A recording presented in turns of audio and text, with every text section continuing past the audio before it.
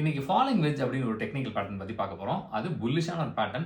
அது எந்த ஸ்டாக்ல வந்திருக்குன்னு பார்க்க போறோம். வீடியோ ஃபுல்லா பாருங்க. இப்போ நம்ம பார்த்துட்டு இருக்குது ஒரு புல்லிஷான ஃபாலிங் வெட்ஜ் பேட்டர்ன். இந்த பேட்டர்ன் எதுக்கு முன்னாடி வரும்னா ஒரு பெரிய புல்லிஷ் மூவ் வரதுக்கு முன்னாடி தான் இந்த மாதிரி ஒரு பேட்டர்ன் வரும். இது ஒரு ட்ரெண்ட் கண்டினியூஷன் பேட்டர்ன். மேல இருக்க லோவர் ஹைஸ் எல்லாம் கனெக்ட் பண்ணும், கீழே இருக்க லோவர் லோஸ் எல்லாம் கனெக்ட் பண்ணும். இதோட எலிஜிபிலிட்டி என்னன்னு சொன்னா மேல இருக்க low highs minimum 3 time trend line touch பண்ணும். அதே மாதிரி கீழே இருக்க லோவர் லோஸும் மினிமமா 3 டைம் ட்ரெண்ட் லைன் டச் பண்ணும். இப்போ நம்ம பார்த்துட்டு இருக்கிறது நிஃப்டியோட சார்ட் வீக்லி டைம் ஃப்ரேம்ல இருக்கு. நான் இப்போ காமிச்ச அதே ஃபாலிங் வெட்ஜ் பேட்டர்ன் தான் இங்க வந்திருக்கு. மினிமம் 3 டைம் ஆல்ரெடி டச் ஆயிடுச்சு. நான் அதை தான் மார்க் பண்ணியிருக்கேன். அதே மாதிரி கீழேயும் பார்த்தீங்கன்னா மினிமம் 3 டைமுக்கு மேலேயே டச் ஆயிருக்கு.